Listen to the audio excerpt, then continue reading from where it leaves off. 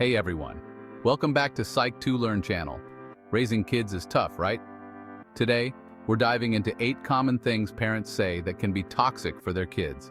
We'll break down why these phrases are harmful and what to say instead to build your kids up. Let's get started. First up, we've got a real doozy. You're such a disappointment. This phrase is a straight-up soul crusher, like taking a sledgehammer to a child's self-esteem. Instead of labeling them a disappointment, try, "I know you're capable of better, and I believe in you." You acknowledge their mistake, but remind them of their potential. Kids need to know your love and support aren't contingent on them being perfect. So ditch the negativity and start speaking life into your children. Next up, we're tackling the comparison trap.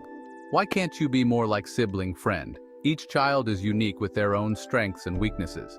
Comparing them to others tells them they're not good enough. Instead, focus on their individual strengths.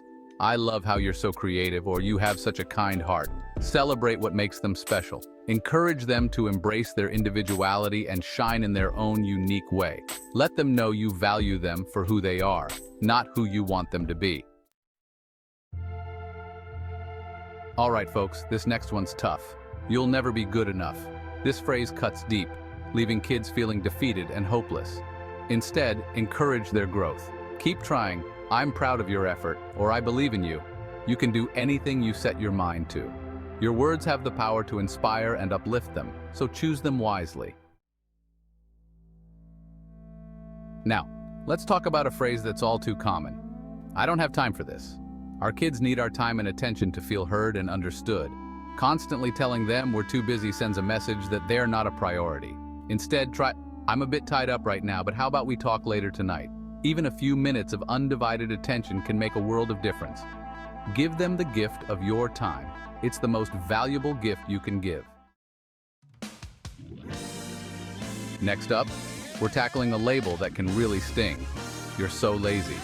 Labeling a child as lazy is a motivation killer and a self-fulfilling prophecy. Instead, try to understand the root of the problem and work together to find a solution. Encourage them with phrases like, "Let's break this down into smaller steps," or "I know you can do it if you put your mind to it." Children are more likely to rise to the occasion when they feel supported and empowered. This next one really gets my goat. "Stop crying or I'll give you something to cry about."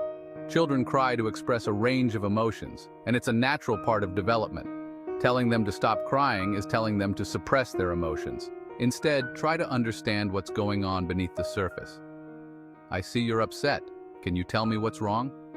Validate their feelings and let them know it's okay to cry. Teach them that emotions are to be acknowledged and processed. Next up, we're addressing a phrase that can be particularly hurtful. "You're too sensitive." Sensitivity is not a weakness, it's a strength. Sensitive children are often deeply empathetic and compassionate. Telling them they're too sensitive invalidates their feelings. Instead, acknowledge their feelings and teach them healthy coping mechanisms. "I understand this is hard for you. Let's take a few deep breaths together." Help them understand that their sensitivity is a gift, not a burden. Celebrate their unique sensitivities and teach them how to navigate the world with empathy and compassion. Finally, we're tackling a phrase that can make a child feel small. "You're embarrassing me." This phrase is about our ego, forgetting the feelings of the child. Instead, try to understand the child's perspective and address it calmly. "I know you're excited, but it's important to use our inside voices right now. Children are still learning how to navigate the world and will make mistakes. Guide them with love and understanding, not shame and humiliation. It's our job as parents to support them." Remember, folks, words matter. They have the power to build up or tear down. Let's create a supportive environment where kids feel loved, valued, and empowered. If you found this video helpful, give it a thumbs up, subscribe, and share your thoughts in the comments below. See you next time.